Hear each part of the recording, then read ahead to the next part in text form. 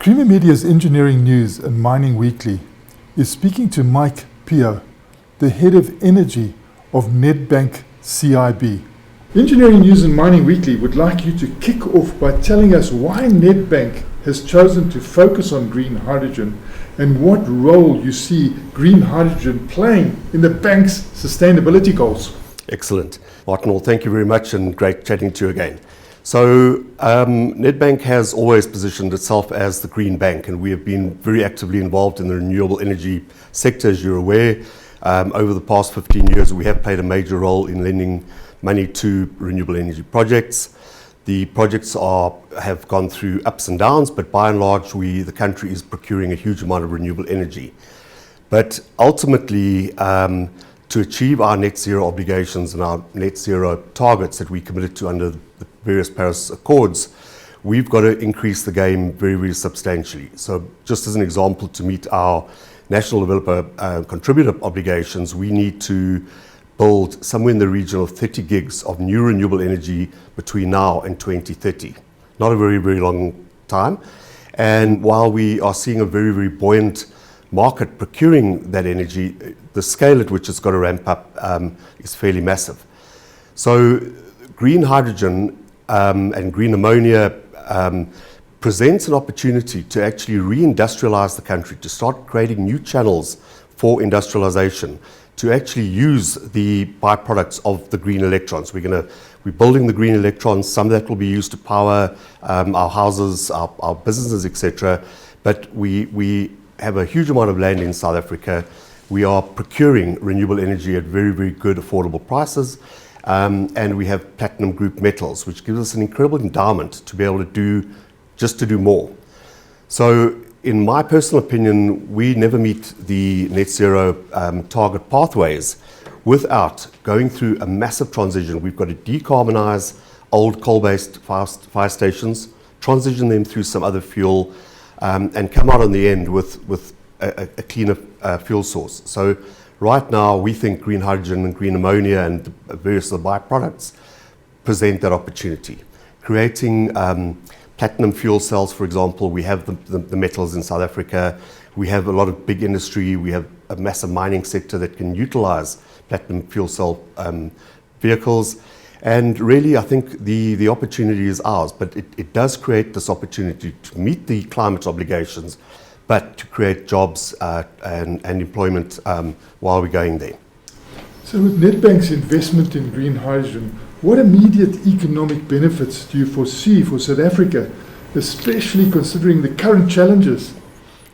Well, the very, very obvious one is we're going to be building new renewable energy. We are going to slowly but surely be displacing coal-fired power stations, those electrons, dirty electrons with clean electrons. So the rush to build these projects right now, it is not super efficient right now. We are largely procuring wind projects, photovoltaic solar projects.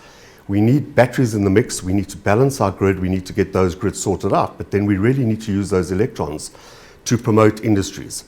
So South Africa has had a great motor manufacturing industry down in the Eastern Cape for the past 20 years. Those vehicles are largely exported, and to keep exporting them, we are going to need to make green electric vehicles as well.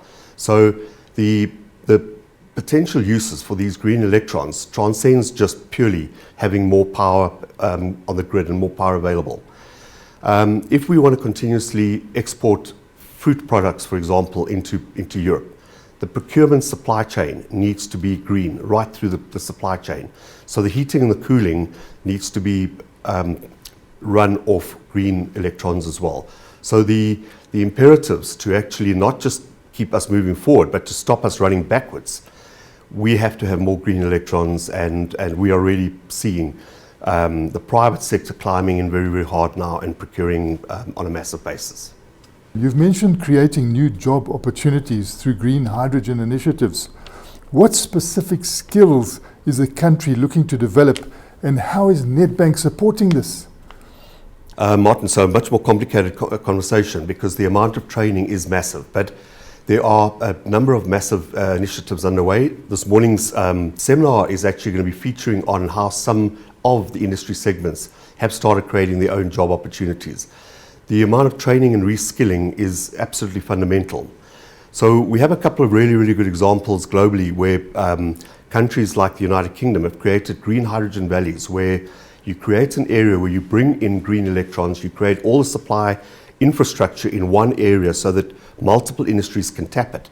And simultaneously, the easiest way to start upskilling is to connect with those universities in those areas and get them developing programs. So not just electrical engineering, mechanical engineering, chemical engineering, the skills that are needed, but all of the jobs in the actual supply chain. So the Eastern Cape just happens to be doing an incredibly good job, and we are seeing people now consciously saying we have to build the skills simultaneously. We really do have very good technical skills. Many of the companies who've been developing big renewable energy projects over the last 15 years have set up training centers to train, again, very much electrical engineers, etc. Now we're seeing that broadening very, very dramatically, and we're seeing the CETAs getting involved. So the public sector, the Department of Higher Education, etc., all getting involved in deciding what type of training is needed to deliver this new sort of opportunity from a skill sets perspective.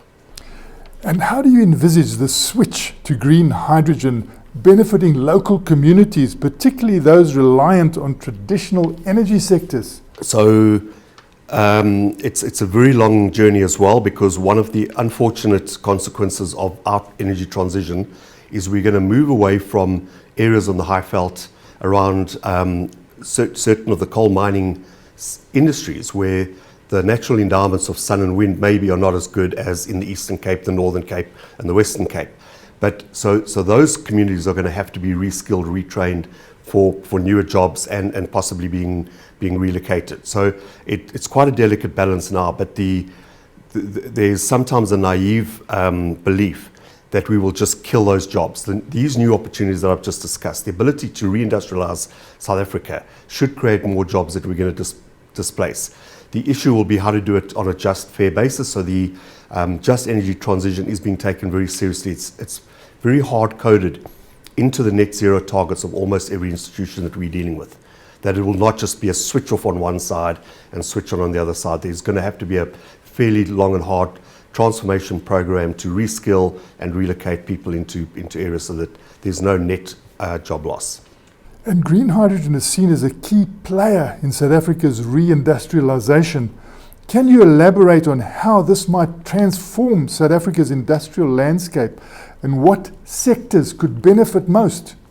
Sure. So I think we have a number of very hard to abate industries. So the blending of things like ammonia into current fuel mixes are where we'll sort of lead from. So I have a feeling that we will seriously start off by exporting green ammonia. The obvious opportunity to prove up building massive scale new $5 billion manufacturing plants. Right now the business case really is the export of that product. However, in things like the agricultural sector, we're already seeing people converting ammonia production facilities into green ammonia production facilities to enable them to be able to continuously export product wherever they're using the fertilizer for, where they have export markets, being able to ensure that they are able to be relevant in exporting green product in particular Europe. So it happens across the steel sector. It happens, as I've mentioned already, in the motor vehicle manufacturing sector. It's not good enough anymore just to produce an electric vehicle. It's got to be a green electric vehicle, so we need the green steel. Then in many of the mining sectors, the use of hydrogen fuel cells in major scale mining equipment, that's becoming very, very prevalent. You may have seen very recently, Namibia is now going to run 2 train sets using hydrogen fuel cells.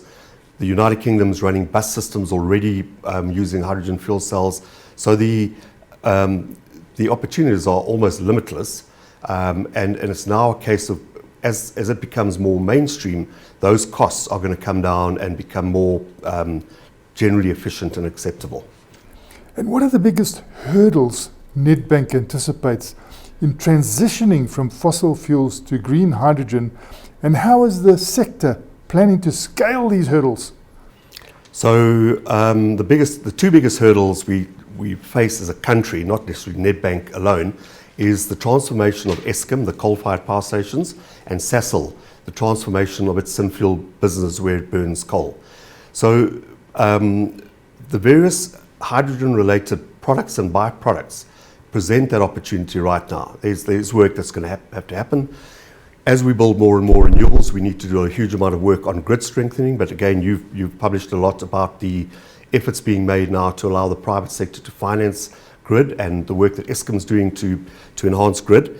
So the big challenges are things like we need the right grid to be able to manage these new electron pools. The other very big challenges are our cost of capital. We compete with the United States of America. The United States is spending huge amounts of subsidies or providing subsidies to their green industries. They have billions and billions of dollars that are being paid to subsidize renewables. Nobody else on the continent of Africa has the ability to provide those kinds of subsidies. So our cost of capital is relatively expensive. So we are working fairly extensively with global development finance institutions, etc., where countries like Germany and Japan are going to import their climate obligations. They're going to pay, they will pay on the buy side by buying fuels from South Africa. So we're hoping that creates the same sort of offset as the big subsidies that we are seeing in Australia, for example, and the United States. And where does South Africa stand internationally in the hydrogen economy, and what can we learn from other countries' experiences? So I think we have joined the race fairly early. The government, through Department of Trade and Industry, institutions like the Industrial Development Corporation, have formulated plans. So where often we've been very bad at getting plans out, our white papers on telecommunications, white papers on mining, etc., have tended to be a bit slow. Here we are really at the forefront. We do need to see massive commitment from government, more commitment from government to say, we have an industrial plan, what are we doing about it? So my criticisms would be, we see in countries like Namibia virtually on a monthly basis promoting as a country what is happening. The Hyphen project, for example, is moving well. We really see the president standing outside with wind masts and so on, but they're doing a very good job of marketing the fact that Namibia is open for business in that green hydrogen, green ammonia kind of world. We again, I think, are facing the challenges and trying to deal with the energy-related transition, but we've got to make sure that the green hydrogen transformation stays at the front of that particular agenda as well. That we don't just focus on, well, we've got to build more renewables, we've got to build more transmission networks. This pathway of green hydrogen production, green ammonia production, creates an amazing opportunity to say, we're building and we're getting things right while we're busy. So we get these new electrons, we can utilize them. There's also a bit of a fallacy sometimes of saying, well, that's not really great, because in this crisis that we're in, we're going to be exporting the green electrons. And I think that's a little bit of a naive view. The two happen in parallel. So for example, if the Eastern Cape becomes a hub, it's very easy for us to unlock 6 gigs of new green electrons into the Eastern Cape. A huge amount of that would go, 4 gigs might go to running one single plant, but the remaining 2 gigs then go out to the motor industry, the cities, the hospitals, the schools, etc., in those areas as well. So I think it's a very symbiotic kind of relationship to be building things like hydrogen valleys, which will support this reindustrialization. And looking towards the future, how does Nedbank plan to expand its support for green hydrogen initiatives? Are there any specific projects or partnerships that you can share with us? Martin, so thankfully it's a very natural extension of the work we've already been doing. We have a really brilliant sector specialist team that's been at the forefront of the financing of renewable energy for the last 20 years. So that team knows what it's doing. We know how to finance wind, we know how to finance PV, we know how to finance batteries. So the natural extension is now just the industrial piece that has to be built. But again, ironically, the industrial piece is not that complicated. We're going to go and build electrolyzers. There have been electrolyzers around forever. People have produced ammonia forever. We're just taking it up to a different scale now. So what we're doing is we're planning to scale up.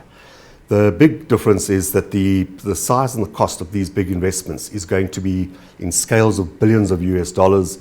And so increasingly what we are doing is we're forming clubs with international development finance institutions like the World Bank, the big German and European development finance banks, and putting together clubs that will be capable of financing these very big scale projects.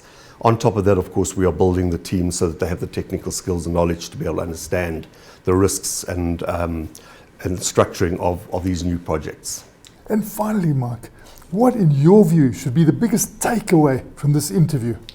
Martin, so again, I think we've spoken, the principles are very similar to building toll roads and everything else. We need policy certainty. We then need regulatory frameworks, and we need bankable projects. By and large, we're now seeing the private sector bringing those bankable projects. The regulatory piece is not too bad, but we need the policy support. I mentioned earlier as well that DTI and IDC are developing frameworks, but we really need to see that being publicized much more. We need the government to be doing the right marketing job of creating the attractive environment for people to come and develop projects in South Africa. That was Creamer Media's Engineering News and Mining Weekly, speaking to Mike Pio, the head of energy at Nedbank CIB.